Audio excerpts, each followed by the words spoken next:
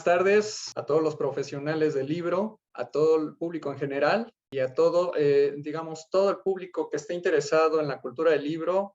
Gracias por estar con nosotros en esta transmisión y en estas jornadas en torno a la edición México-Chile, como parte del coloquio Los Futuros del Libro. Mi nombre es Jorge Durán, soy editor de Editorial Trillas y es un gusto para mí participar en este evento. En esta ocasión tenemos la segunda mesa de discusión. Vamos a analizar el tema de los derechos de autor aplicados a la industria editorial. Y este será un espacio en el que vamos a tener la oportunidad de escuchar a profesionistas y especialistas en el tema, quienes nos van a hablar de las tendencias, de los problemas, de los nuevos retos que tenemos como industria editorial en Hispanoamérica en general. Y me parece que será una buena oportunidad para todos aquellos que se están introduciendo en la cultura del libro para conocer cuáles son, digamos, los bemoles en materia de derechos de autor derivados, por ejemplo, de esta fase interpandémica que de alguna manera suscita nuevos usos del libro, nuevas formas del libro, nuevas formas de lectura y por ende, pues nuevos desafíos para quienes nos encargamos de generar los contenidos, comercializarlos y difundirlos hacia toda la sociedad. Vamos a tener la participación de 4 ponentes. El primero de ellos será nuestra compañera Natalia Macías Mendoza. Natalia estudió la licenciatura en Literatura Latinoamericana en la Universidad Autónoma de Yucatán y es pasante de la maestría en Diseño y Producción Editorial en la Universidad Autónoma Metropolitana. Actualmente está escribiendo su tesis y trabaja en la subdirección de publicaciones del Instituto Mora. Vamos a escuchar una interesante ponencia. Vamos con Natalia. Muchas gracias, Jorge. Yo voy a compartir pantalla ahora. Es una presentación como muy breve. Y bueno, primero decir que, no sé si ya se está viendo. Sí. Sí. Primero decir que me siento muy agradecida por la invitación y también pues muy afortunada de estar con personas tan importantes, tan representativas en el derecho de autor en América Latina. María Fernanda fue mi profesora en la maestría, a Felipe lo he tenido, ha impartido varios cursos que yo he tomado, y a Freddy tengo su libro, ¿no? De 100 preguntas para el editor, de derecho de autor para el editor universitario. Entonces, pues estoy muy contenta. Yo les voy a hablar sobre mi experiencia ahora trabajo en el Instituto Mora, que es un centro de investigaciones mexicano especializado en ciencias sociales y historia. Y yo estoy trabajando ahí en el área de iconografía y gestiones editoriales. Entonces, pues mi intervención va a ir sobre mi experiencia, ¿no? En estos meses. Y me centro específicamente en procesos de gestión editorial referentes a derechos de autor y concretamente en solicitudes de permisos de uso y reproducción, ¿no? Voy a hablar acerca de cómo hemos ido adaptándonos a algunos cambios surgidos por nuevos formatos, nuevas tecnologías o relativamente nuevas, y voy a hablarles acerca de un par de casos con los que me he encontrado y creo que pueden resultar interesantes para editores, ¿no? Colegas o interesados. Entonces, para comenzar, les cuento que en mi trabajo me ocupo de solicitar estos permisos de uso y reproducción para imágenes principalmente, pero también para textos que van a incluirse en los libros, ¿no? que publicamos. Y estos permisos que yo convengo con los titulares de los derechos en representación del instituto son contratos, son un tipo de contratos, y creo que un punto interesante para tocar es que varían mucho, o yo he notado que varían mucho de caso en caso, ¿no? De institución en institución. Y me refiero que muchas de las instituciones con las que tengo contacto tienen como procesos muy concretos, procedimientos rigurosos que nosotros debemos seguir para obtener este permiso, pero otros son bastante escuetos y para ellos, por ejemplo, basta un correo, un párrafo que diga como que sí lo puedes usar en el cuerpo de un correo, por ejemplo, ¿no? Y digo esto y lo resalto para mostrarles que este proceso resulta variado en mi experiencia, y yo creo que puede ser porque la cultura de tener presente como los procedimientos y las buenas prácticas referentes a derechos de autor, pues en realidad no tiene tanto tiempo, ¿no? En la edición universitaria pienso en América Latina sobre todo, y en algunas instituciones no hay procesos tan sistematizados. Y al hacer esta presentación yo hablaba con Yolanda Martínez, que es la subdirectora de publicaciones, al respecto, y ella me comentaba que, bueno, los primeros talleres, un poco como de profesionalización al respecto para editores universitarios, comenzaron alrededor del 2007, ¿no? Más o menos. Entonces, o sea, si lo vemos desde como ampliamente, no fue hace tanto tiempo. Y de nuestro lado, en el Mora intentamos que toda autorización quede por escrito, ¿no? Y sea rastreable, ¿no? Para este tipo de gestiones nos guiamos de este marco normativo que ven aquí. Internamente tenemos también, pues, normatividad como el reglamento del Consejo Editorial o el manual de procedimientos de la subdirección. Y les cuento rapidísimo el proceso de solicitud de permisos, tal como lo realizamos en el Mora. Ya sabrán que en la edición universitaria pues no hay fórmulas, pero sí podemos como identificar ciertas constantes o procesos propios de, pues, de nuestro sector, porque funcionan, ¿no? Porque nos han funcionado pues a las editoriales universitarias. Y bueno, la gestión de la que les hablo ahora forma parte de la etapa de edición de la obra que hacemos una vez que el manuscrito ya ha entrado a producción, después de pasar por la revisión técnica editorial y también por la discusión del consejo editorial y la etapa como de dictaminación. En la revisión técnica se detecta si las imágenes son adecuadas para su publicación y en caso de no serlo, pues la solicitud del archivo de imagen se hace a la par de la solicitud del permiso, ¿no? Entonces, cuando el manuscrito pasa a la etapa de edición, yo recibo varias cosas. Recibo el manuscrito, los dictámenes, las cartas para solicitud del visto bueno, una carpeta con imágenes y también un formato que detalla el estado o el estatus de los derechos de las imágenes, ¿no? Este formato lo llena el autor y a veces pues está como muy completo y otras veces no tanto, entonces yo lo tomo solamente como una referencia y sé que debo hacer la búsqueda para cada imagen, ¿no? Para ver cuáles tienen permisos y a quién me tengo que dirigir. Entonces, a partir de aquí tengo dos actividades principales, que una es la búsqueda del titular de los derechos, en caso de que pues no lo conozca, y también, en segundo lugar, la gestión para obtener la autorización. Algunos puntos importantes aquí en esta etapa es que en cuanto, por ejemplo, a la contraprestación, a veces no solicitan un pago en especie, que generalmente son ejemplares, y esto lo hacen también para cerciorarse, los titulares de los derechos, que estamos citando adecuadamente, ¿no? Estamos poniendo la referencia tal como ellos nos la indicaron. Bueno, los contratos, las autorizaciones establecen lo que podemos hacer con las obras y cuáles son las limitaciones. Y una limitación podría ser, por ejemplo, que el permiso nos lo den solamente por un tiraje de 1000 ejemplares, ¿no? O nada más por la obra impresa. En cuanto a las imágenes, me estoy centrando en las imágenes, en realidad prácticamente, es como la mayor parte de las solicitudes que hago son para tramitar imágenes, ¿no?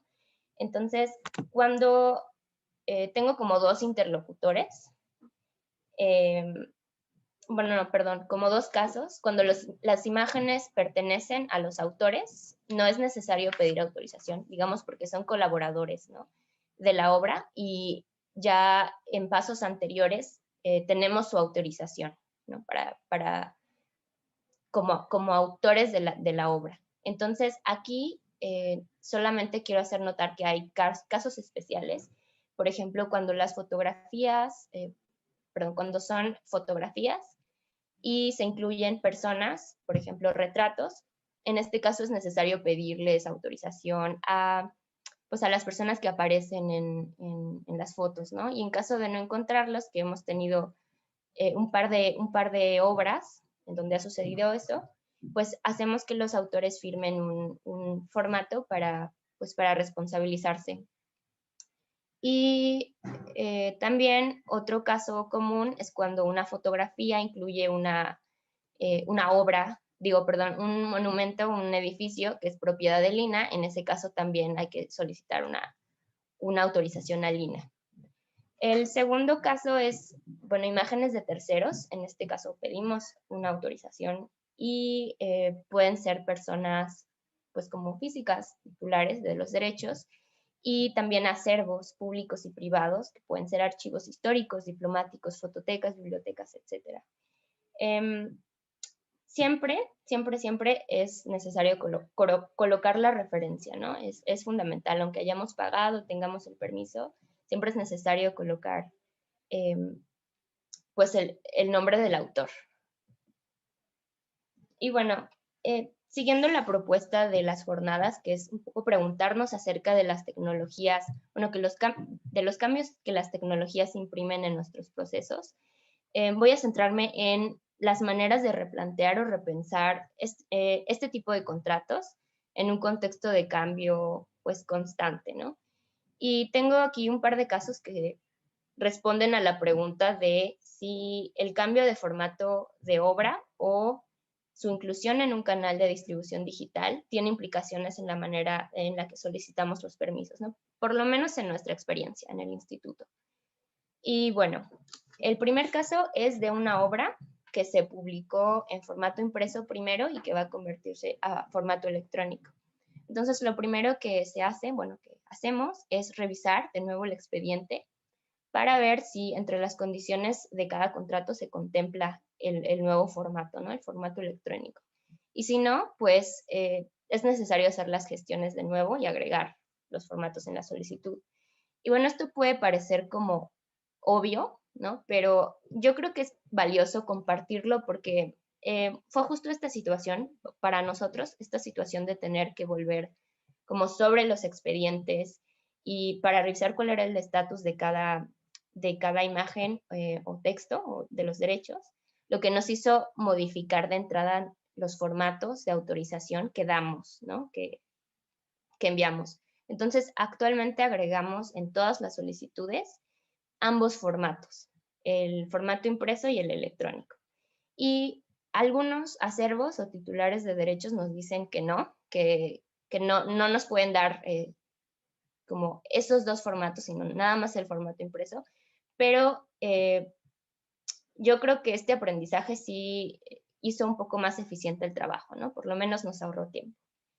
Y en el segundo caso, que es algo muy parecido, es en cuanto a los productos que se derivan de la obra principal, que creo que es importante mencionarlos porque se están volviendo pues cada vez más recurrentes y CONACYT tiene incluso iniciativas al respecto, ¿no? Que son los productos de divulgación.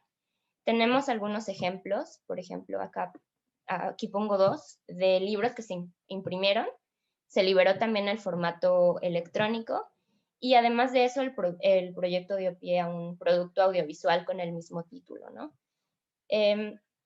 Aquí, bueno, les pongo dos, el libro Perforando la impunidad y la cápsula de la arquitectura escolar.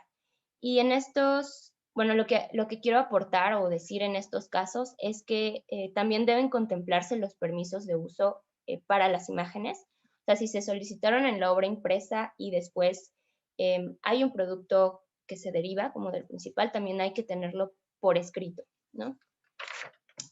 Y también hablar como muy rápidamente acerca de casos en donde, por ejemplo, cambia el canal de distribución digital. Por ejemplo, no es muy común en México, pero la Universidad de Navarra tiene una biblioteca digital en donde los libros se puede acceder a los libros a través de un formato, un modelo de streaming, ¿no? Entonces, aquí también hay que tener muy en cuenta los cambios que implica para el proceso de solicitud de permisos, ¿no? Y un poco como ya irlo interiorizando de que además de gestionar un nuevo ISBN antiindautor, además de cambiar el colofón y la página legal, hay que tomar en cuenta los cambios en procesos como previos, ¿no? Y bueno, para tomar en cuenta, creo que hay algunos puntos clave o que yo puedo como resumir. En estas jornadas nos invitan a preguntarnos como por el pasado, por el presente y el futuro de nuestras prácticas editoriales.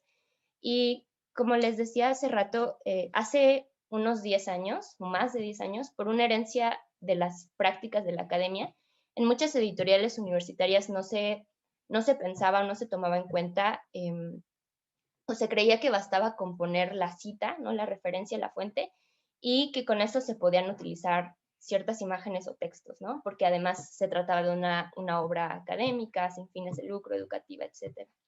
Entonces, varias cosas han hecho cambiar como esta idea. Cambios en la Ley Federal de Derecho de Autor y talleres que a partir como de estos cambios en la ley empezaron a ver, retroalimentación en encuentros de editores, etc. Entonces creo que, perdón, me perdí.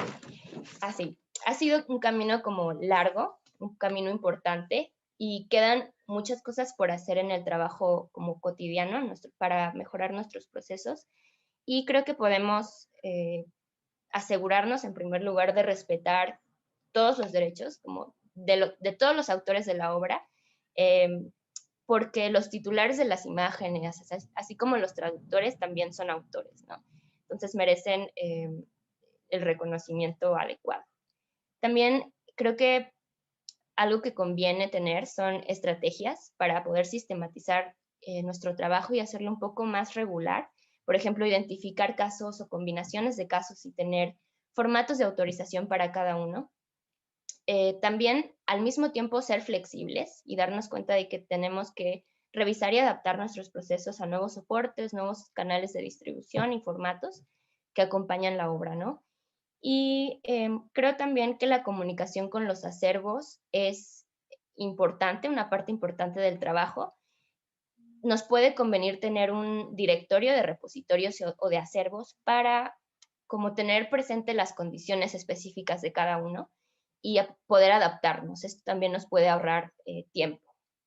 Y por último, creo también que el trabajo con los autores o la comunicación con los autores es una parte muy importante, o sea, una parte pues fundamental del trabajo del editor universitario, ¿no? Y podemos ampliar o sea, como tener un perfil amplio como editores para poder conocer acerca de los procesos y poder retroalimentar a los autores en caso de que tengan dudas y también sensibilizarlos, porque pues algunos autores no conocen los procesos o creen que puede ser algo muy rápido, que depende solamente del editor y no de los tiempos de otras instituciones, ¿no? Por ejemplo, los acervos o los archivos. Entonces creo que el trabajo con los autores es importante. Y bueno, para cerrar, creo que el presente y el futuro bueno, como siguiendo la pregunta de las jornadas, es seguir publicando con calidad y tener criterios claros y explícitos.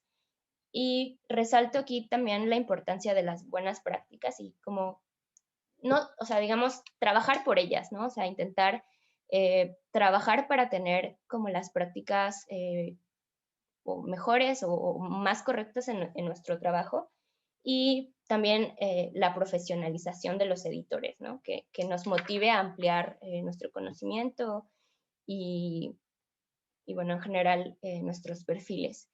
Aquí, por último, nada más quisiera resaltar el papel importante que tienen las redes, el trabajo en red.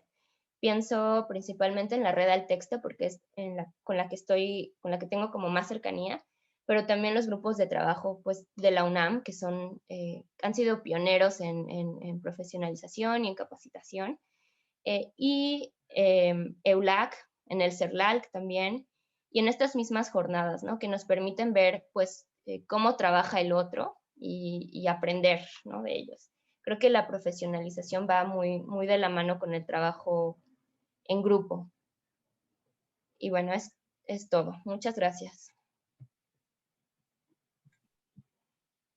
Muchas gracias, Natalia. Te agradecemos mucho tu participación y la verdad es muy interesante lo que estás comentando. sobre todo en el asunto, en el aspecto de que tenemos que orientar como profesionales de la edición incluso a los mismos autores y a todo nuestro equipo de trabajo en el uso de los recursos, en el, digamos, en el concepto de derecho de autor y para que observen sobre todo el correcto uso de materiales gráficos, audiovisuales o textuales. Creo que es muy importante que nosotros en ese quehacer diario podamos también educar, formar y orientar sobre este tipo de aspectos que son muy importantes y más en una era tecnológica donde los contenidos, bueno, todos tienen una autoría y aparentemente se democratizan y se confunde en ocasiones su uso correcto. Bueno, vamos a pasar al siguiente ponente, que es Felipe de Jesús Santa Rita Nava. Felipe es coordinador de derechos de autor de la Dirección General de Publicaciones y Fomento Editorial de la UNAM. Es licenciado en Derecho con una especialidad en argumentación jurídica por el Instituto Tecnológico Autónomo de México. Ha sido asesor jurídico, secretario de actas y jefe del Departamento de Derechos de Autor en el Fondo de Cultura Económica. Asesor jurídico en el Canal 22, la Consejería Jurídica y de Servicios Legales y el OIC de la Financiera Nacional de Desarrollo. Felipe, muchísimas gracias por estar con nosotros. Es tuyo el micrófono. Gracias. Gracias, Jorge. Agradezco a todos, a todas las instancias convocantes y organizadoras de estas jornadas en torno a la edición México-Chile. Naturalmente me complace participar en esta mesa de análisis sobre derechos de autor. Saludo a Natalia, a María Fernanda y a Freddy. Es un privilegio compartir la mesa con ustedes. Y bueno, pues yo analicé este tema desde una perspectiva un tanto mercantilista, algo comercial, pero que no está desvinculada desde luego con los derechos de autor. A ver, los derechos comerciales o de explotación comercial de las obras tienen su origen o nacen necesariamente de los derechos de autor, puesto que el aspecto comercial de una obra tiene su presupuesto o tiene su base en el ámbito autoral, principalmente en los derechos patrimoniales, ¿no? Los derechos de explotación. Pues sin el consentimiento inicial del autor, la obra no puede, o mejor dicho, no debe ocurrir la explotación, ¿no? Partamos de la idea, una idea cierta, de que los autores tienen de inicio la potestad absoluta de determinar cuándo, pero sobre todo cómo ha de explotarse su obra, ¿no? Incluyendo a la obra por encargo, que no es la excepción, lo que resulta de un consentimiento anticipado a la creación de la obra, ¿no? Me refiero a la obra por encargo o a la colaboración remunerada que no tenga pacto en contrario, ¿no? Amplísima, llamémosla. De modo que, en principio, el autor decide sobre los aspectos modales, temporales y espaciales en los que se lleva a cabo la explotación de su obra. Naturalmente, hay autores que delegan esta actividad en terceros, ¿no? En agentes, en editores. Y desde luego hay autores que toman las decisiones directas sobre su obra, también los hay, ¿no? Entiendo pues que la problemática en cuestión en esta mesa es la rapidez con la que se ha desarrollado la tecnología, en concreto respecto de los medios de puesta a disposición de las obras, ¿no? Y en relación con los contratos que prevén la explotación de esas obras, ¿no? En particular, aquellos contratos vigentes que no prevén las nuevas modalidades de explotación o la gama de posibilidades que ofrecen las nuevas tecnologías. La pregunta es, ¿cómo adecuar? O la pregunta planteada en la jornada, específicamente para esta mesa, es, ¿cómo adecuar los contratos a esta nueva realidad? Yo partiría de dos posiciones o de dos momentos temporales, ¿no? Uno del presente hacia el futuro y otro del presente hacia el pasado. Del presente hacia el futuro, pues en realidad no representa obstáculos, ¿no? Se pueden pactar libremente nuevos formatos o modalidades de explotación, ya que existe libertad de configuración o de pacto, tanto en México como en la legislación chilena también. Del presente hacia el pasado es donde creo que existirían algunos problemas, ¿no? En primer lugar, considero que existen los elementos legislativos, la mayoría de los países pertenecientes a la tradición del derecho de autor, incluso en los países pertenecientes al copyright, para modificar o adicionar las relaciones contractuales del pasado, ¿no?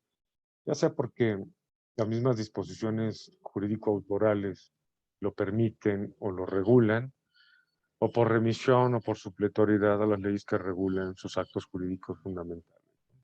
Y obsérvese que si esto no fuera así, al tratarse de un medio de explotación no pactado o de medios de explotación no pactados, podría celebrarse un nuevo contrato y volveríamos al punto inicial, que es del presente hacia el futuro, ¿no?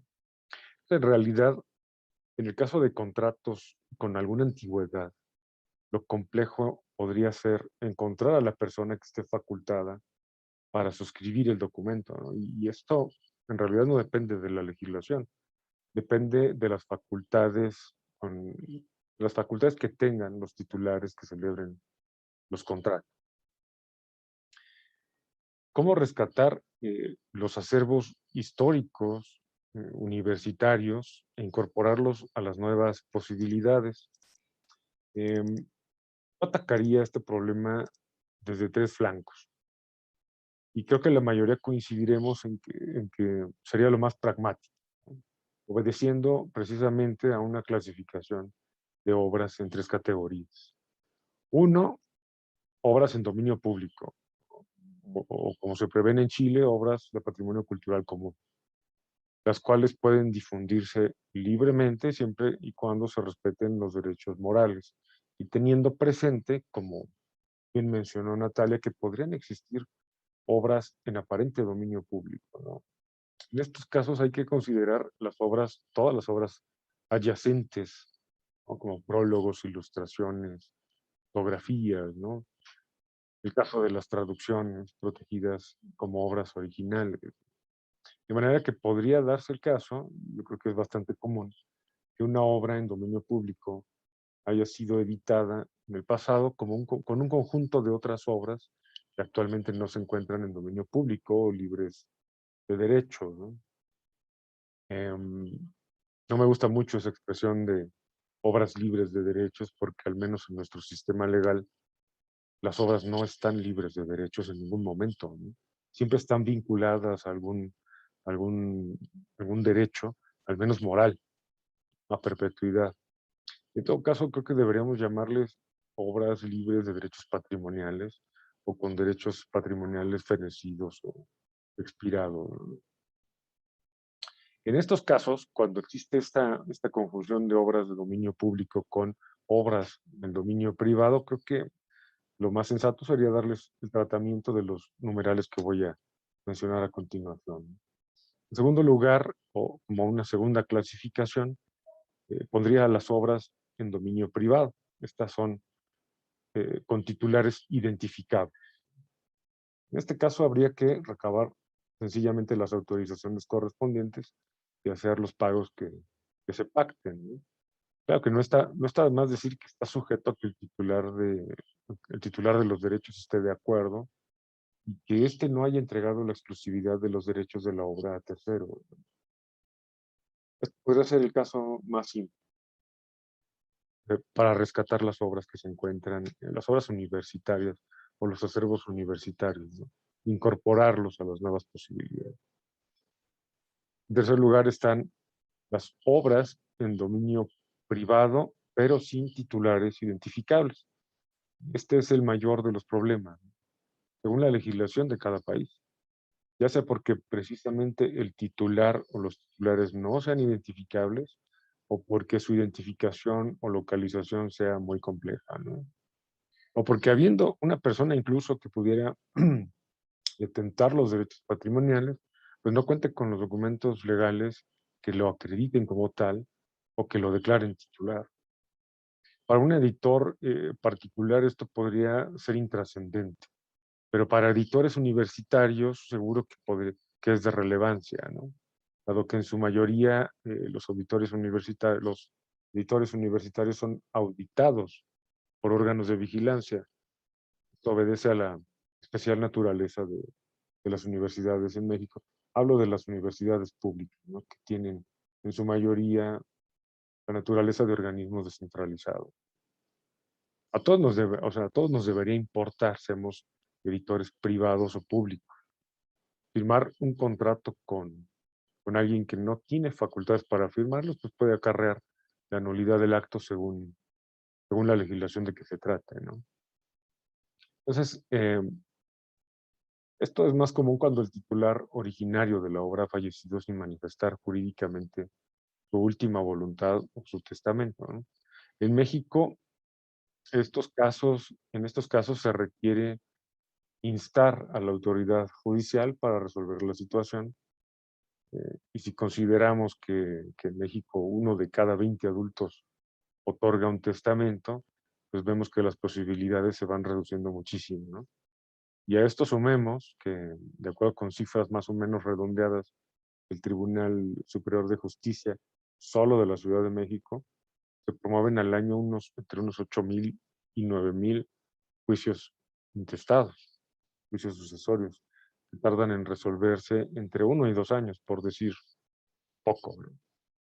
Que en general tienen un interés más en masas hereditarias sobre bienes raíces que sobre derechos autorales, y que en algunas ocasiones las sentencias olvidan o omiten el aspecto de la propiedad intelectual, ¿no? En fin, eh, yo propondría esta clasificación tripartita para abordar el problema principal de rescatar los acervos históricos universitarios, ¿no? ¿Cómo lograr contratos flexibles que permitan la comercialización de las obras en los ya numerosos soportes existentes sin limitaciones? Esa es otra de las preguntas planteadas para esta mesa. Y de entrada yo diría que sí habría limitaciones, ¿no? Y estas limitaciones serían aquellas que pidan los titulares de los derechos que se plasmen en los contratos.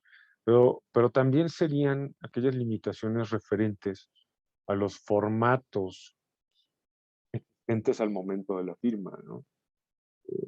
Yo nunca he estado muy de acuerdo con esa expresión o ese formulismo legal de aquellos formatos conocidos y por conocerse, ¿no? Aquellos por conocerse, pues remiten a un pacto sobre una cosa indefinida, ¿no?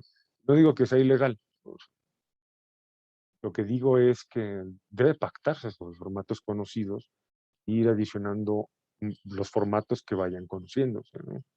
Y esto es congruente con el principio de independencia de las formas de explotación y con la interpretación de los contratos en materia autoral, que debe ser literal y restrictiva, no extensiva. La interpretación debe ser restrictiva. Considero que esa es la salida correcta.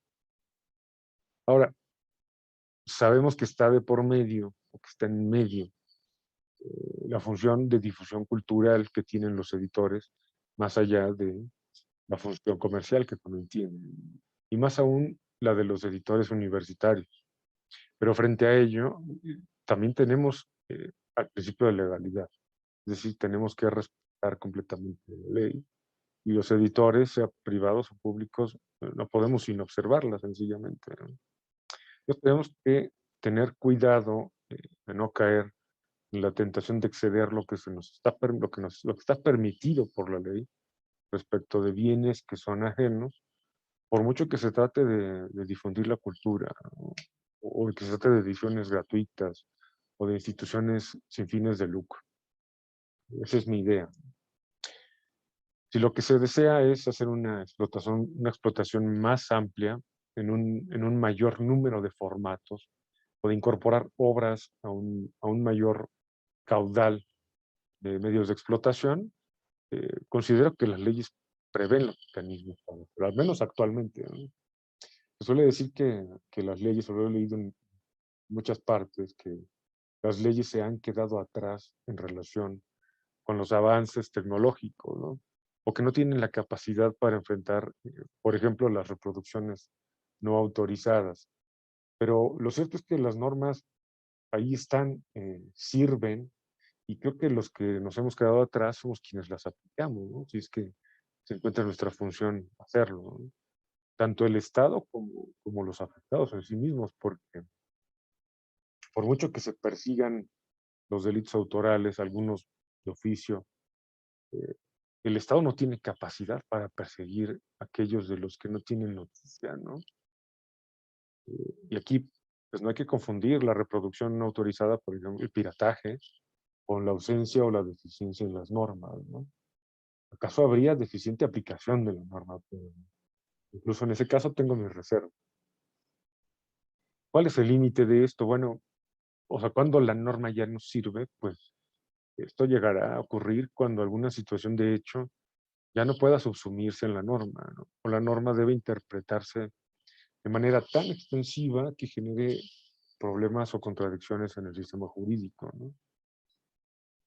Pero bueno, vuelvo al tema. Se alude en específico a la sustitución de los tirajes fijos por los tirajes variables. Y en este sentido, es una cuestión de libre pacto en mi forma de verlo, que si bien hay aspectos de la materia autoral que deben acatar principios como la irrenunciabilidad de los derechos morales o la onerosidad de las transmisiones de derechos, pues es que también existe libertad de configuración o de pacto, ¿no? Pues yo creo que esto de los tirajes fijos o variables queda bastante bien cubierto con la legislación actual y bastaría con que en los actos, en los contratos, en las autorizaciones, en los documentos de transmisión de derechos, se establezca un tiro máximo o un tiro mínimo. Eso aplica incluso para la impresión bajo demanda. Al momento creo que estamos cubiertos, al menos en México y en Chile. Ahora, ¿qué nos gustaría cambiar en el futuro? Es otra de las preguntas de las jornadas y de esta mesa en particular.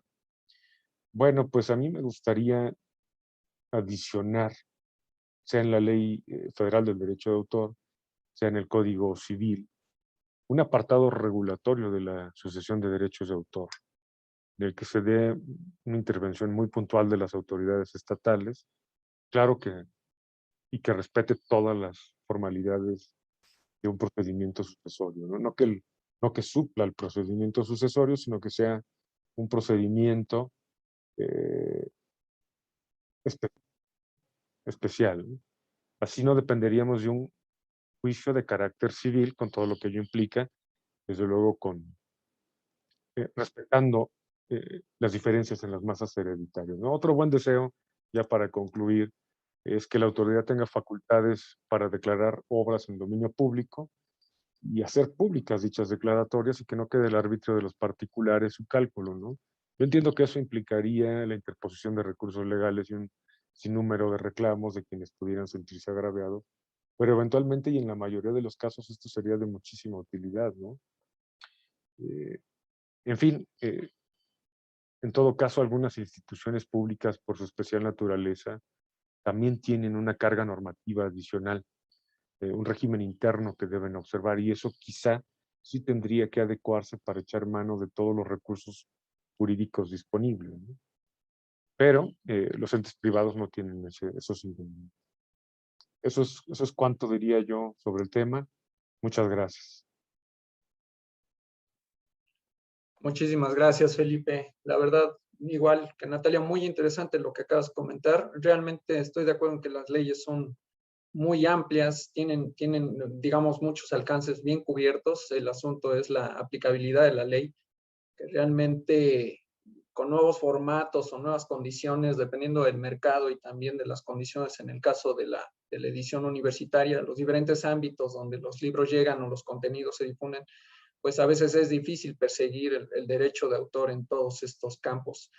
Pero bueno, pues la verdad es que también da para mucho y también queda ahí una reflexión interesante para tratar de abarcar todos esos aspectos y que bueno, pues también la ley eh, tenga esa intención de hacerse valer en todos los ámbitos. Vamos a pasar con María Fernanda Mendoza.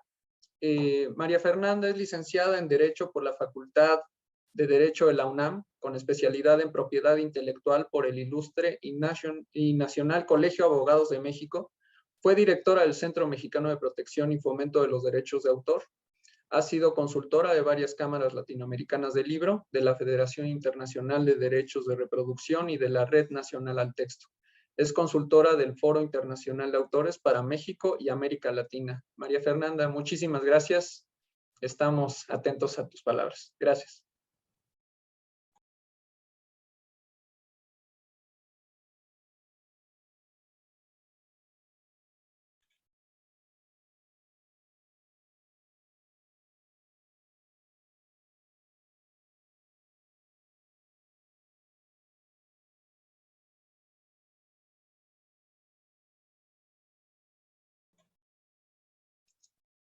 María Fernanda, una disculpa. Tenemos problemas con tu micrófono. Parece que se inactivó. ¿Ya? ¿Me Listo. escuchas? Ahí está, ahí está. O Te sea que todo escuchamos. lo que dije no soy yo. De nuevo, muchas gracias. Va de nuevo. Pues simplemente agradecer la invitación. Digo que estoy muy, muy gustosa de estar aquí hoy, de compartir mesa con alguien a quien quiero y admiro, que es Freddy, con quien he compartido también estas vicisitudes en el camino del derecho de autor. Y muy orgullosa de Natalia. La verdad, su exposición fue buenísima y me quedo muy satisfecha de mi trabajo como docente.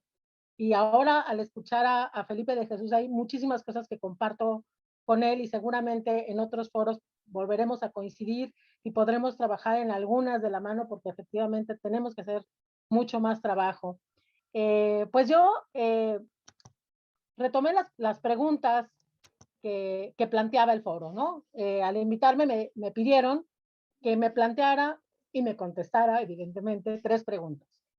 ¿Cuál era la problemática que yo veía en relación con el tema del derecho de autor en la edición universitaria?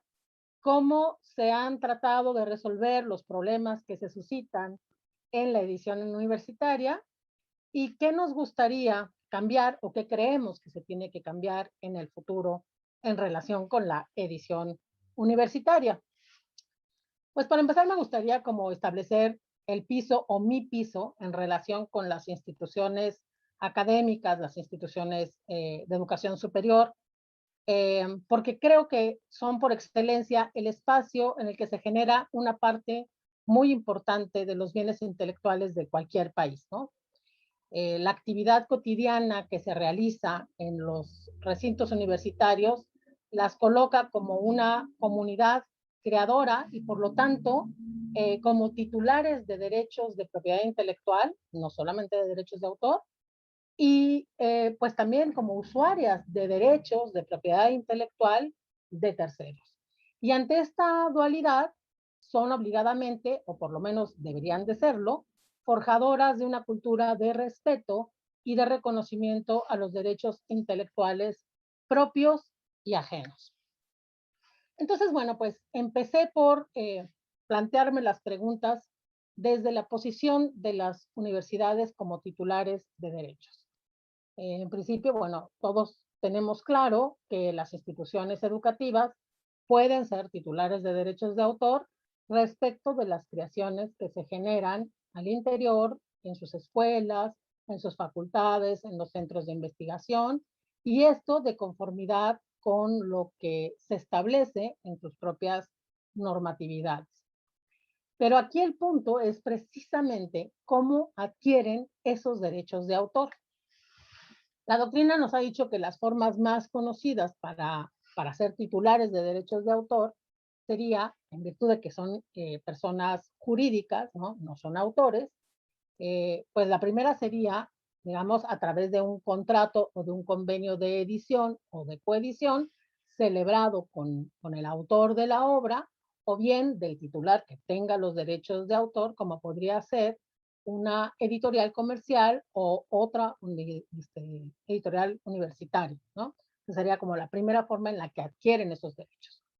La segunda, a través de la celebración de un contrato de obra por encargo, a través del cual se le encomienda a un autor o a un grupo de autores la creación de una obra con características muy precisas, muy definidas, y a cambio se les da una remuneración por ese trabajo.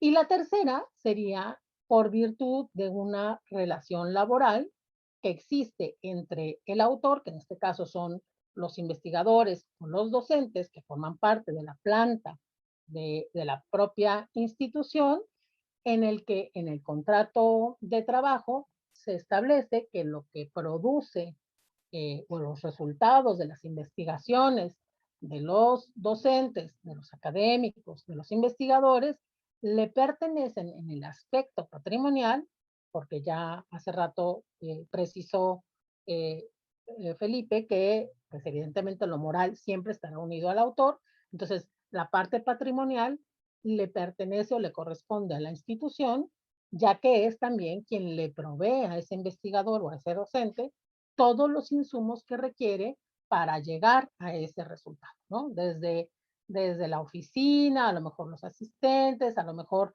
la contratación de suscripciones a determinadas publicaciones, el propio equipo, digamos, todos los recursos que tiene para que puedan desarrollar sus investigaciones y por lo tanto, en ese acuerdo, los autores pues ceden esos derechos patrimoniales en favor de sus instituciones o esos derechos patrimoniales le corresponden a sus instituciones. ¿Cuál es la problemática que yo veo en relación con este tema?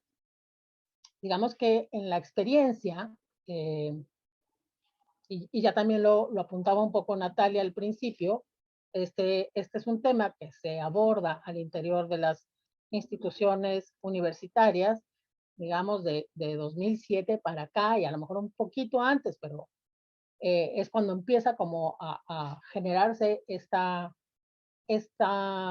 necesidad de tener claridad, ¿no? Y es precisamente ese es el punto que yo veo, que existe una poca claridad o existía una poca claridad sobre quién es el dueño de los derechos patrimoniales. Todos sabemos, tenemos claro que los derechos morales son de sus autores, pero ¿quién detenta la titularidad de los derechos patrimoniales de estas obras? Por un lado, los profesores, los investigadores, los académicos no tienen claro si esos trabajos les pertenecen, o sea, si el resultado de ese trabajo les pertenece y por lo tanto pueden explotarlos directamente o pueden ofrecerlos a otras editoriales, inclusive editoriales comerciales o otros centros de investigación, y si tienen derecho a un pago de regalías por parte de sus instituciones cuando se publican sus trabajos, o si los ejemplares que reciben por parte de sus instituciones una vez que las obras se han publicado son una cuestión de gentileza o de cortesía de la institución, pero que no forman parte del pago, ¿no? Entonces, ya pues desde hace unos 10 años, cuando empezamos a realizar talleres de formación, había estas dudas en relación con los derechos patrimoniales. Y los académicos siempre se lo plantean. ¿Todo lo que yo hago le pertenece a la institución? ¿O qué sí le pertenece a la institución? ¿Y qué puedo explotar por mi cuenta o reservar en la esfera de mis derechos? Y por el otro lado, la institución también lo dice.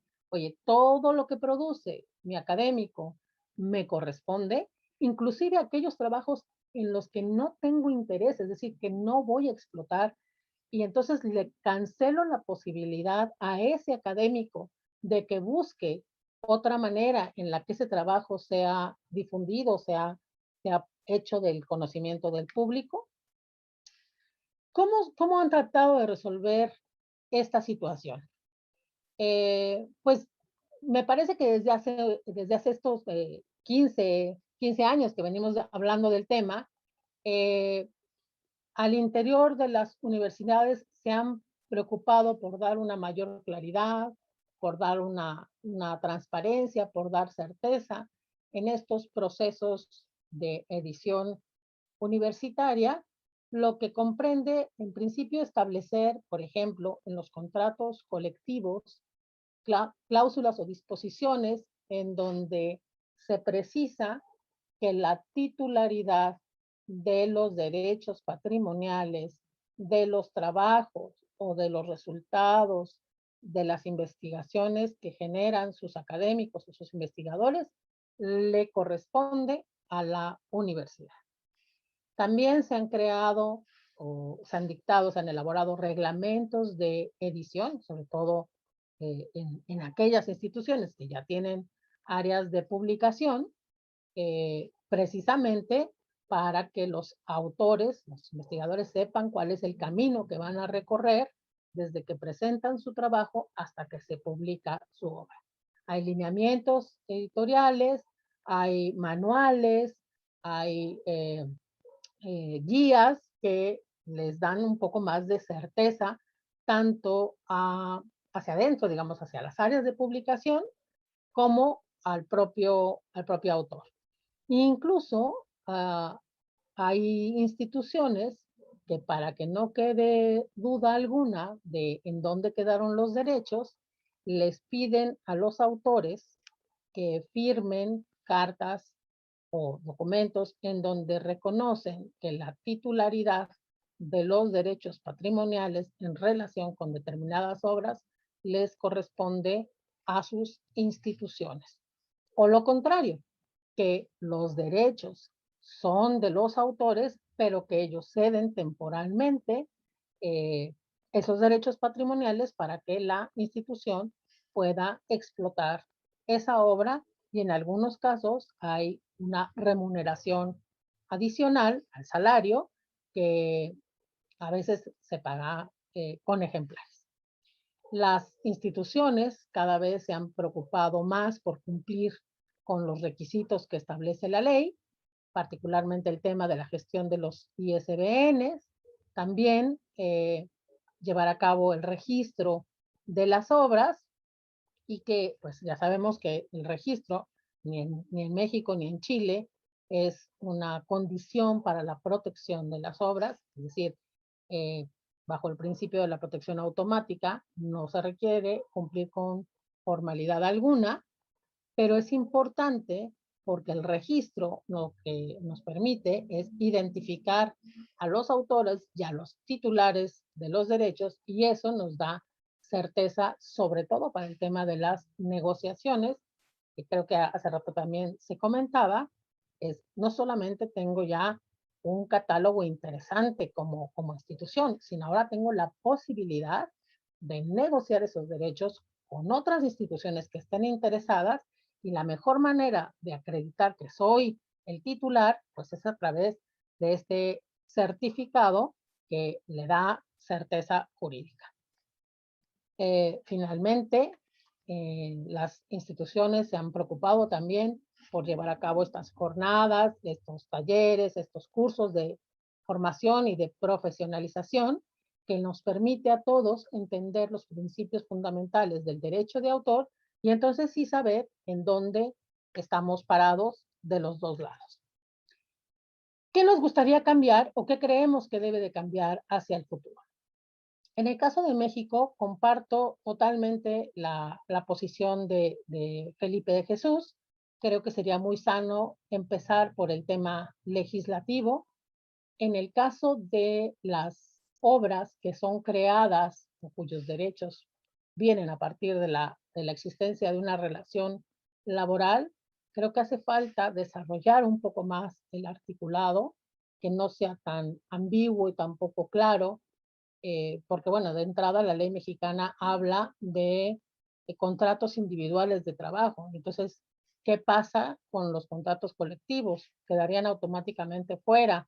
O bien, también esta fórmula que decía Felipe, que también me parece pues tenaz, como dicen los colombianos, eso de conocidos o por conocer.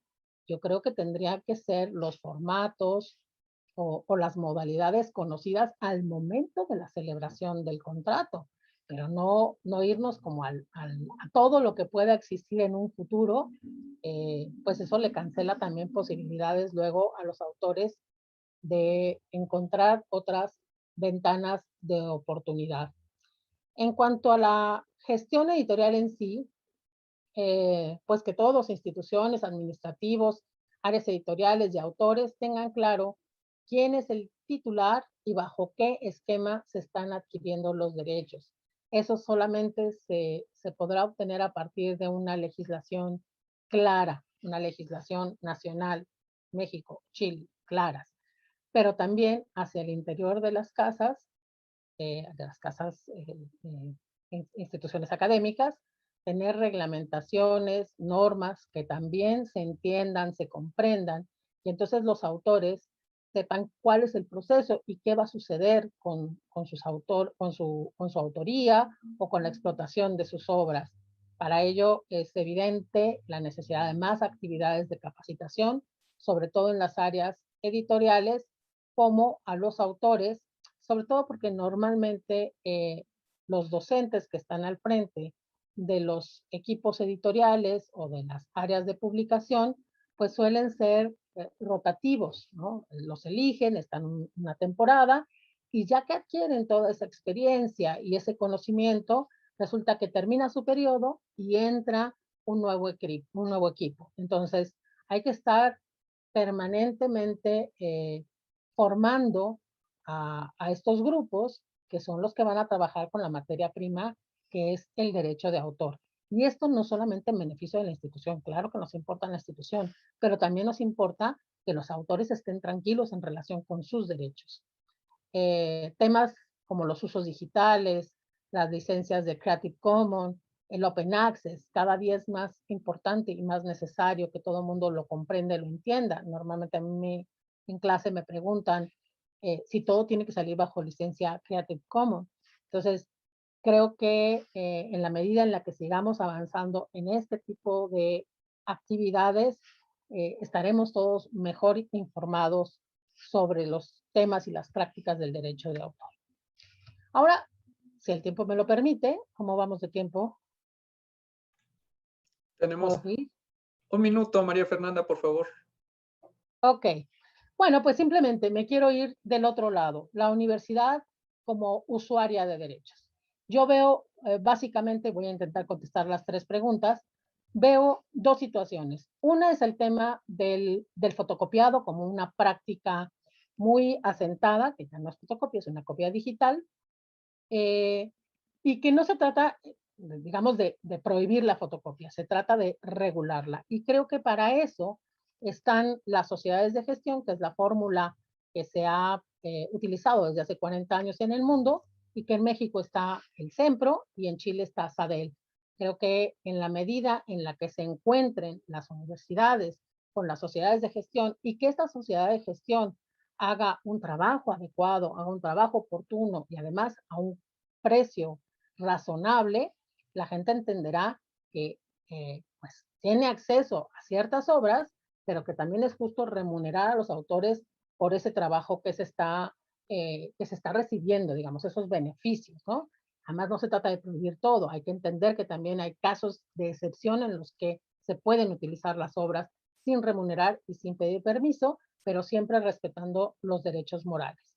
Y en cuanto al plagio académico, evidentemente hay que incluirlo dentro de nuestras regulaciones para que se desaliente esta práctica, tanto de los alumnos como de los académicos, además de contar con los softwares antiplagio y con las revisiones por pares, pero yo quisiera como irme un poquito más allá, es decir, llevar a cabo acciones positivas en donde más bien se reconozca y se estimule la creación de trabajos originales y se premie el esfuerzo intelectual de los autores, de los alumnos, de los académicos. Finalmente, agradecer haber participado en esta jornada y pues déjenme hablar de la Red al Texto solamente como esa organización que se ha preocupado por acercar a sus agremiados, a las instituciones que forman parte, pues la formación que se requiere para poder continuar en este trabajo de la creación de libros, ¿no? Entonces, hasta ahí con mi participación. Muchas gracias. Muchísimas gracias, María Fernanda. La verdad es que es un tema que me gustaría que pudiéramos platicar posteriormente, posterior a las ponencias. Bueno, queremos decirle a nuestra audiencia que vamos a tener un espacio, un foro para que podamos compartir temas, ya sea temas espontáneos y también de alguna forma temas que pues requieren ahí una discusión propiamente dicha, un diálogo como la reprografía o la piratería digital que se ha venido acentuando sobre todo en estos meses de confinamiento y de encierro. Y bueno, pues queda también de tarea para nuestros ponentes pensar en algunos temas que podamos discutir más adelante. A la audiencia, bueno, también si tienen preguntas, creo que es momento oportuno para que si tienen alguna duda o alguna sugerencia, nos lo hagan llegar a través del chat o de los comentarios de Facebook, para que podamos nosotros dar respuesta a través de nuestros especialistas o también nutrir esta discusión.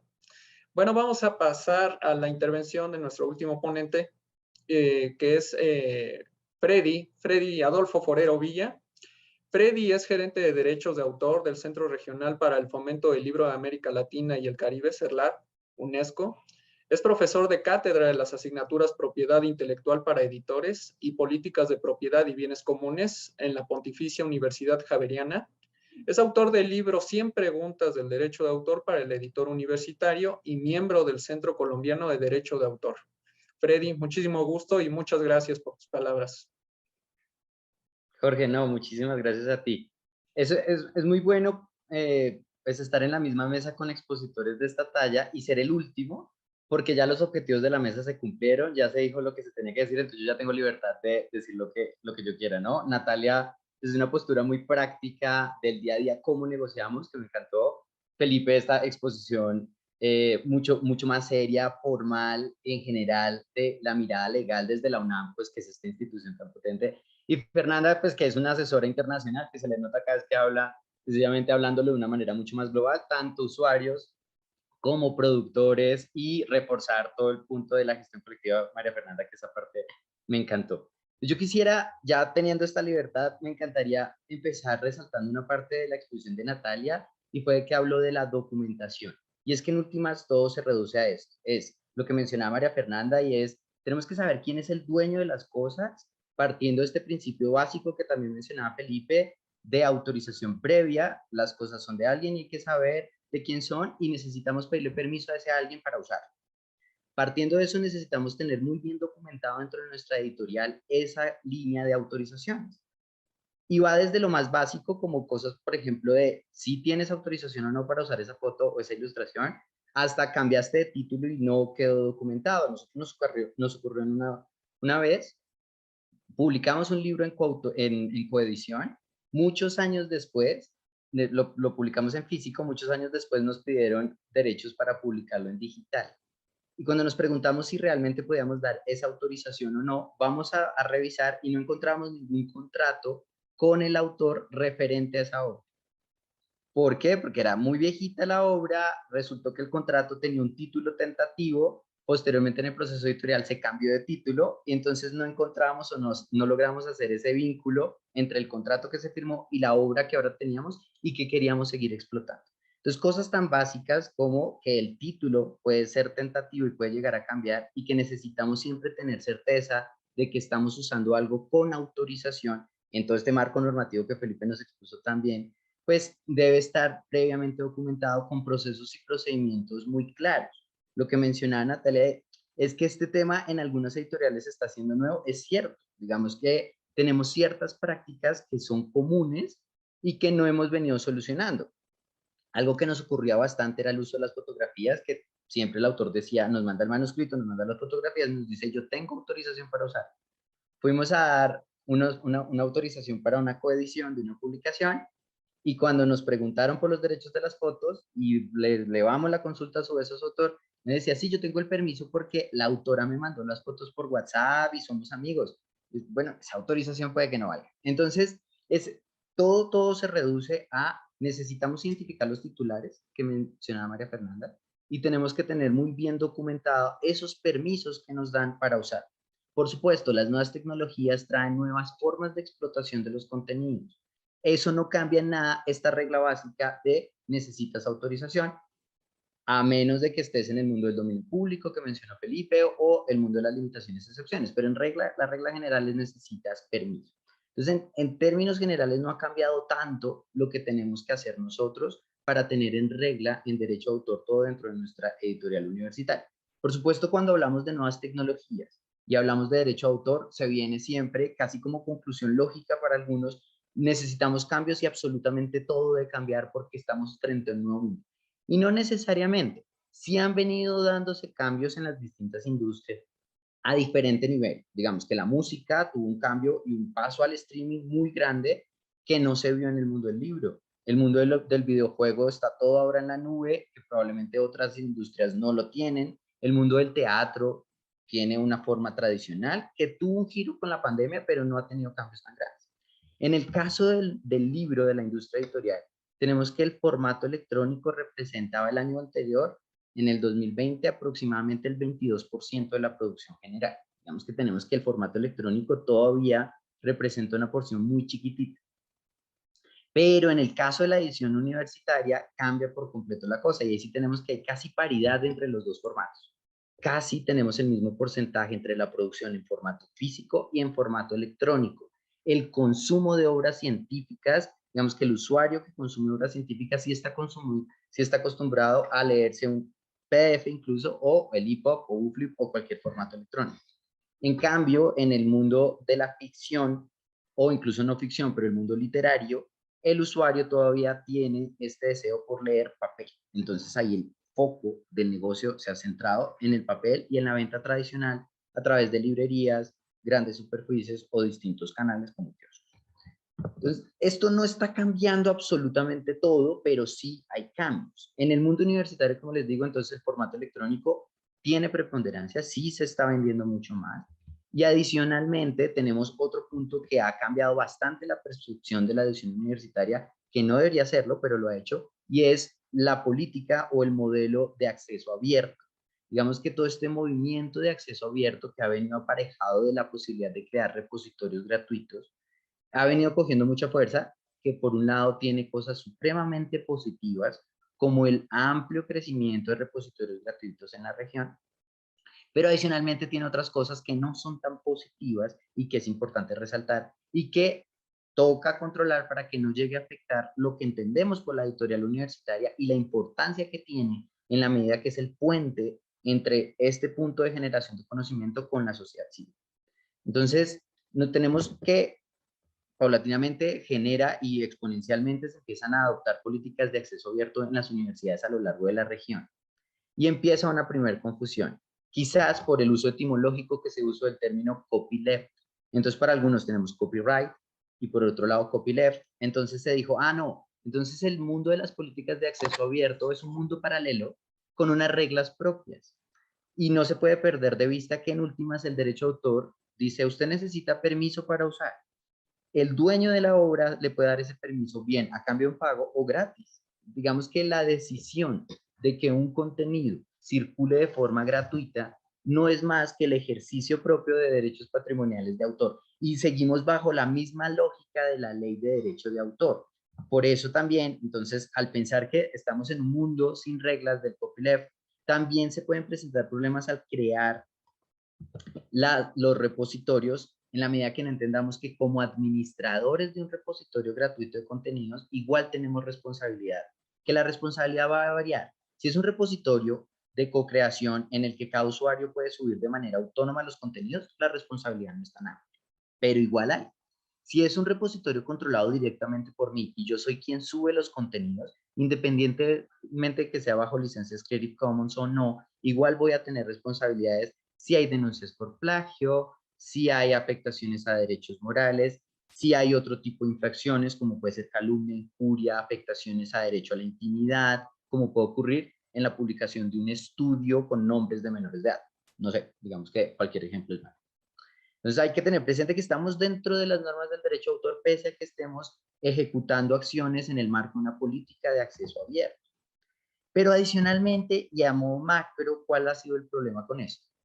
Que las políticas de acceso abierto se tienen pensadas con un objetivo muy noble y es necesitamos democratizar el acceso al conocimiento y eso es perfecto y en cierta medida se ha logrado.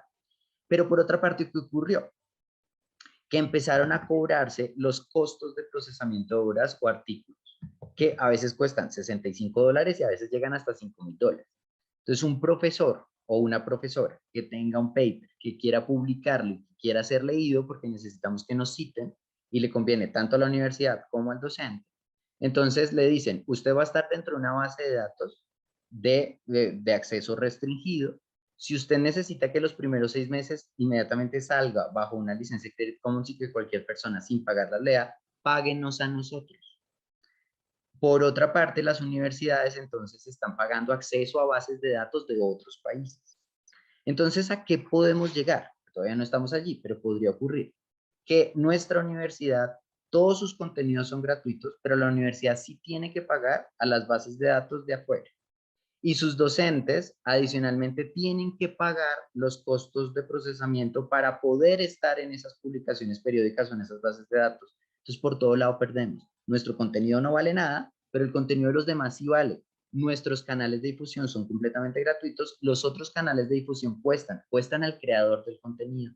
Entonces, puede que estemos en una encrucijada bastante incómoda para la región si aceptamos sin ningún reparo que la política de acceso abierto es buena y punto. Todo tiene sus buenos y sus cosas buenas y sus cosas malas y hay que analizarlas con detenimiento. Y ahí es donde hay que reivindicar bastante el papel de la editorial universitaria. Y es que una cosa son las estrategias de difusión amplia y gratuita en el marco de una política de acceso abierto y las estrategias de producción editorial que tienen una lógica bien diferente, pero que deben dialogar dentro de la universidad. No podemos dejar que solo la biblioteca, como en algunos casos ocurre, sea la encargada de manejar todos los repositorios gratuitos y por aparte la editorial universitaria la encargada de producción de otro tipo de contenido sin hablarse, porque puede que estemos mandando contenidos gratuitos a un repositorio que podrían ser explotados bajo un modelo freemium por parte de la editorial universitaria. Entonces habrá que buscar procesos y procedimientos para empezarnos a hablar un poco mejor dentro de las áreas dentro de la universidad. Y es que, ¿qué pasa?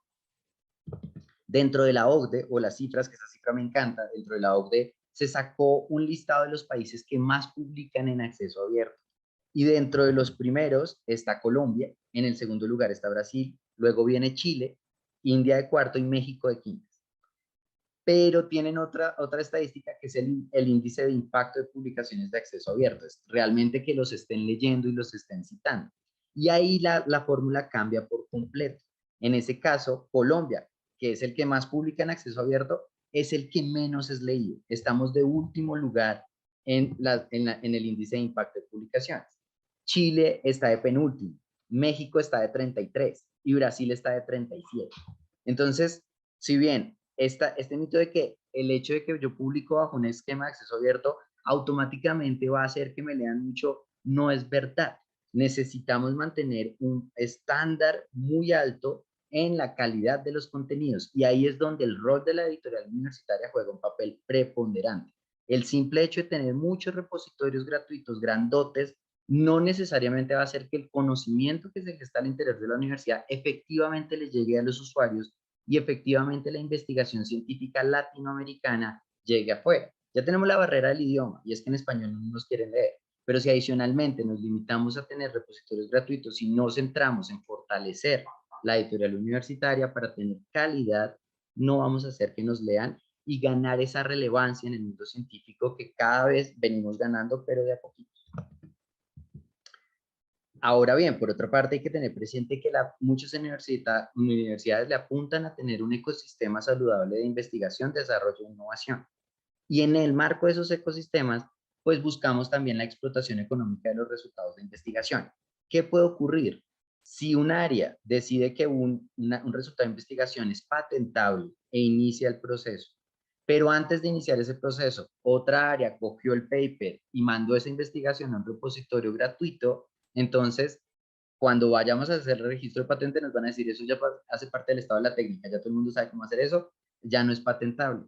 Entonces, insisto, habrá que ver cómo definir qué contenidos van gratis, qué contenidos no, qué contenidos se guardan, qué contenidos se explotan económicamente, entendiendo que una editorial universitaria no es autosostenible, no es la lógica de una editorial universitaria, pero sí que hay formas de tener proyectos autosostenibles dentro de la proyectos que generen algún tipo de recurso. Ahora, ya teniendo esto y la reivindicación de la editorial universitaria, que era lo que más me importaba resaltar acá, frente al contrato que debemos mencionar, efectivamente se nos abrió un abanico de posibilidades en la explotación de contenidos. Podemos ir a un repositorio gratuito, pero también podemos tener contenidos que normalmente no tenían un valor tan alto para una editorial universitaria por su extensión quizás, que los podemos explotar bajo un modelo freemium, en el que el usuario me compra un libro y porque me compra ese libro también va a tener acceso a una serie de ensayos y contenidos más pequeños. Dar contenidos por tiempo de lectura. ¿Cuánto te demoras de aquí a tu casa? Y te voy a dar audiolibros o te voy a dar contenidos para que leas en el metro en el tiempo exacto que te demora. Necesitas contenidos de 10 minutos, te vendo la suscripción a contenidos de 10 minutos. E infinidad de nuevas formas de llegarle a nuestros lectores. Entonces, ¿qué es lo que se busca ahorita? Todavía no sabemos qué puede pasar. No sabemos si un contenido me da para posteriormente desarrollar una aplicación que interactúe con los usuarios, un bot que le dé consejos a los usuarios, o coger este contenido y hacer una publicación con una aplicación de realidad aumentada. Tenemos diferentes cosas que todavía no hemos explorado. Teniendo eso como base, pues lo que debemos hacer es que nuestro contrato abarque ese abanico de posibilidades. Por supuesto, y Felipe lo mencionaba, no podemos pedir cosas solo por pedir, pero tampoco podemos quedarnos cortos en el contrato y que nos implique una camisa de fuerza y que no nos permita posteriormente explorar diferentes estrategias de explotación multicanal y multimodal. Y a nivel institucional habrá que reformar cosas, como por ejemplo, cómo se implementará la inteligencia artificial.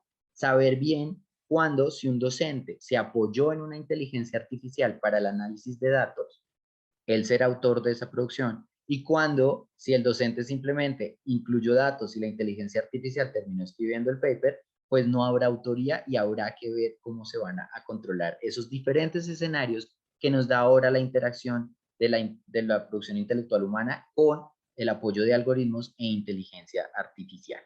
Entonces, no les quito más tiempo, Jorge, muchísimas gracias. Muchísimas gracias, Freddy. Digo, la verdad es que ha sido muy completa toda esta ponencia, esta mesa ha tratado de abarcar Júpiter en una bolsa del supermercado. Es muy complicado tratar de abarcar todos los aspectos que implica la propiedad intelectual y el derecho de autor en la industria editorial. Pero bueno, creo que hemos sido muy asertivos en general. Han cubierto temas muy puntuales y sobre todo de actualidad.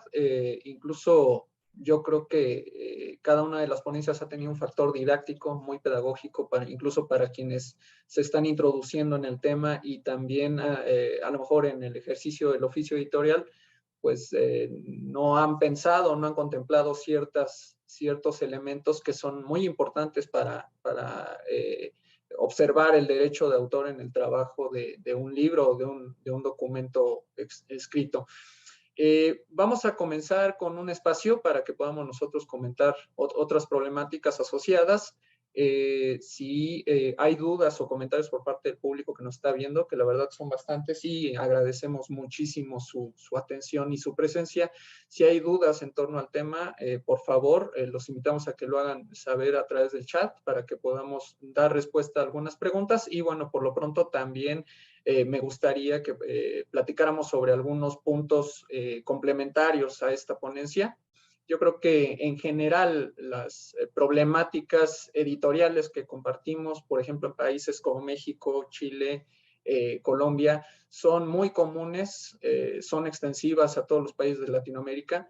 Y en materia de derechos de autor, pues obviamente por las experiencias que he escuchado de nuestros ponentes, pues realmente son el quehacer diario al tratar con autores o con instituciones que de alguna manera ofrecen contenidos en línea, ofrecen bancos de imágenes, el manejo, por ejemplo, de contenidos a través de citas o de extractos de otras obras.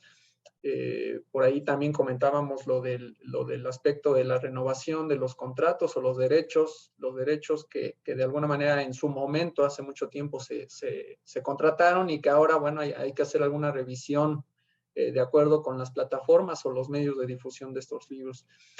Vamos a ver, ¿qué les parece si podemos nosotros hablar, por ejemplo, del manejo de los contenidos a través de series? Freddy comentaba el aspecto de los videojuegos, que propiamente pues, es una forma también de difundir contenidos. Por ejemplo, las series televisivas en el aspecto de las obras literarias, pues también supongo que trae ahí algunos bemoles en la hora de contratar y de observar ciertos alcances contractuales con respecto a lo que se puede usar con los contenidos, que sí y que no. No sé si alguien quiere hacer algún comentario en torno a esto o cambiar un poco el tema para poder darle seguimiento a este diálogo. Yo tengo un comentario sobre esto. Ujú. Creo que se desprende de algo que Freddy estaba comentando acerca de cómo anticiparnos a los distintos como formatos, canales, modelos que pueden llegar a tener algo que surge como un libro, ¿no? Y que después pueden desprenderse distintos contenidos.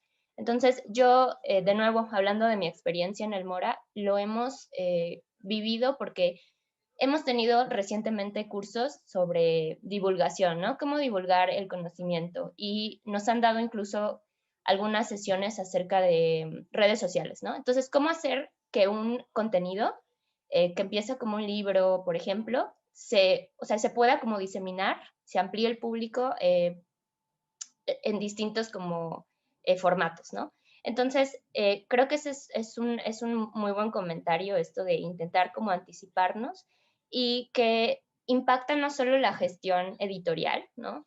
Sobre derecho de autor, sino que también la manera en la que nos organizamos por áreas, ¿no? Dentro de las instituciones. O sea, ¿quién se va a encargar y quién tiene que tener este conocimiento, ¿no? De cómo funciona los permisos, por ejemplo, el área de divulgación, el área de difusión, vinculación, publicaciones, ¿no? Creo que incluso en la parte de como de edición, de, por ejemplo, pensar en los formatos, en un formato para impresión bajo demanda, cómo serían las medidas de un libro, ¿no? Para sacarle el mayor provecho y que no sea tan caro. Entonces creo que es un muy buen punto intentar pensar de una manera más amplia. Muy bien, pues vamos a darle seguimiento a alguna duda que también ya nos hicieron llegar a través del chat. Cristo Dionisio Friccione está interesado en ver o tener la presentación que estamos teniendo a través de tener alguna memoria de esta presentación. Se le informa a toda la audiencia que, bueno, todas las conferencias se están subiendo a la página de YouTube del Instituto del Libro y la Cultura C. También van a estar las memorias por algún tiempo también en Facebook. Y en la página del ILAC, Diagonal Transmisiones, también van a estar disponibles todas las ponencias y mesas redondas que estamos celebrando. No sé, Fernanda Mendoza, teníamos ahí algún tema también asociado, por ejemplo, con la reprografía, cómo se está manejando, por ejemplo, los derechos de autor ahora con la difusión de contenidos, que digamos, el problema tradicional ha sido, por ejemplo, la fotocopia, ¿no? En diferentes instituciones, sobre todo educativas, pero ahora, por ejemplo, con la parte de los confinamientos y la pandemia, pues hemos visto a nivel de industria que también se han difundido más los contenidos bajo el argumento de que, bueno, pues la educación virtual exige tener materiales que a lo mejor no son propiamente físicos. No sé si puedas hablar un poco de esto, por favor. Claro, gracias, Jorge. Y creo que tiene que ver también con algo que comentó Felipe de Jesús, y es que, pues normalmente vamos atrás, ¿no? Es decir, el derecho no puede caminar por delante de las situaciones que se presentan en la sociedad y que pretende regular, porque mientras no genere un conflicto, pues no hay nada que normar, ¿no? Entonces, ahora con la pandemia nos dimos cuenta que hay otras posibilidades de explotación de las obras ahora por estas nuevas ventanas digitales. No sé, seguramente ustedes fueron a conciertos, fueron a obras de teatro, es decir, hubo otras modalidades que no se habían utilizado para las obras. Y yo creo que al tiempo lo que nos estamos dando cuenta es que hay que encontrar los mecanismos, tanto autores como usuarios, para poder hacer uso de esas obras, porque es legítimo, pero de una manera normada. A mí se me ocurre, cómo funciona el mundo de las licencias en el tema de la reprografía, se me ocurre que también en el teatro podría suceder. Es decir, las compañías de teatro ya podrían, o los autores podrían tener repertorios disponibles para que compañías de teatro monten las obras y que esas obras puedan llegar en lo presencial, ir a un teatro, a un foro, pero también hay gente que ya encontró que hay una comodidad maravillosa de ver una obra de teatro desde su casa. Entonces, hacer accesibles las obras de teatro a través de Internet. Y un poco también lo que decía Natalia, pues todas estas obras que ya no son netamente literarias, que ya tienen imágenes, que pueden tener sonido, que pueden tener, digamos, animación. Entonces, empezar a encontrar cómo articulamos los derechos a partir de la revisión y cómo vamos facilitándole al usuario a que tenga acceso con un, como lo dije hace rato, en un costo razonable, porque eso es muy importante, y que además sea un mecanismo ágil, ¿no? Si me tengo que entrar a inscribir y además tengo que dar mis datos y tengo que además poner una tarjeta y tengo que además, pues a lo mejor la gente dice, no, mejor no entro, mejor no me aventuro, ¿no? Entonces, ¿cómo encontramos este justo medio? El acceso a las obras y además cumplir o respetar los derechos de autor. Y yo creo que en el camino los estamos encontrando en muchos casos a través de la gestión colectiva. Yo por eso soy tan fan, digamos, de la gestión colectiva, porque creo que sí, que efectivamente en donde funciona bien, sí son solucionadores de esta necesidad de acceso legal a las obras. Entonces, hay que pedirle también a las autoridades, que creo que también lo dijo Felipe de Jesús, no hablando directamente de las sociedades de gestión, pero sí hay que pedirle que, pues que sean entidades transparentes, que están creadas por los autores y para los autores. Entonces, que efectivamente la recaudación, los dineros lleguen a los autores, porque eso es lo que nos permite es promover y generar, que se sigan generando o se sigan creando nuevas obras para la satisfacción de la sociedad. Y solamente la gestión colectiva lo puede hacer. Uno a uno es muy complicado, ya lo sabemos. Muy bien. Muy bien, María Fernanda, muchísimas gracias. Felipe, un favor, alguna cuestión a manera de conclusión para ir cerrando un poco ya este diálogo y cerrar con Freddy.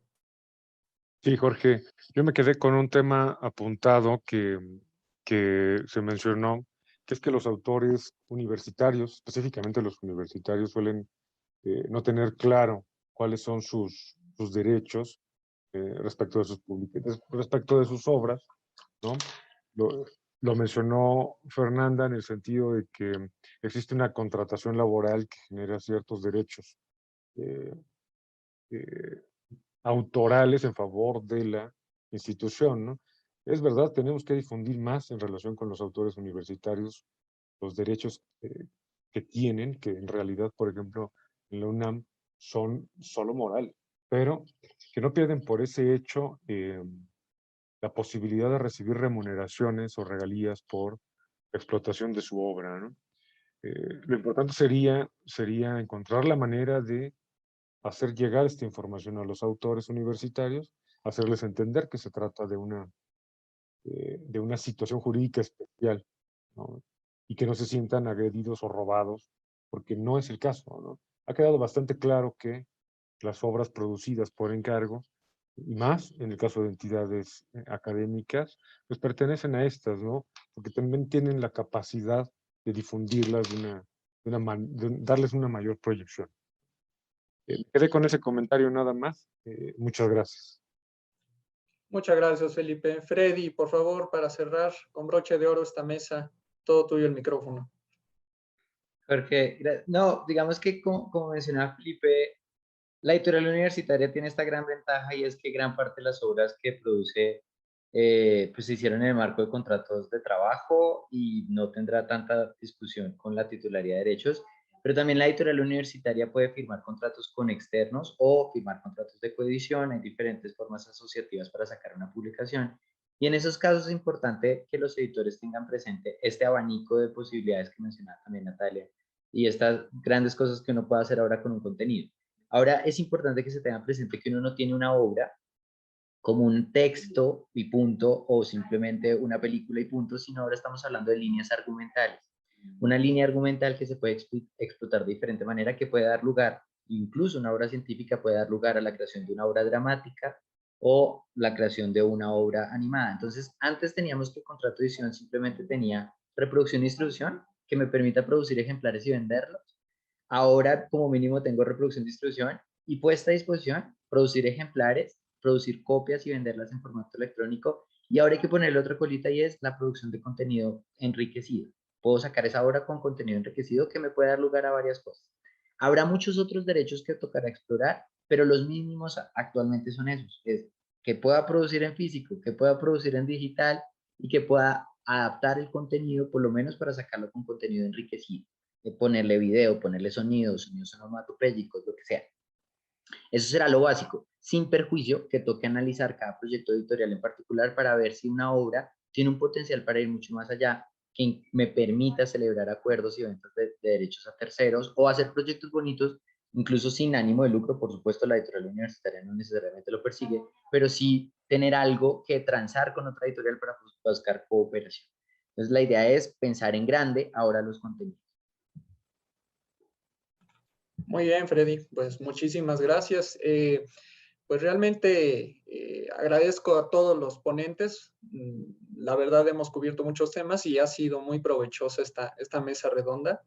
Gracias también, digo, a nombre de todos, queremos agradecer a los organizadores de este coloquio y de estas mesas redondas la oportunidad de participar y esperamos que todos los objetivos en diferentes campos de la industria editorial se cubran a través de estas mesas.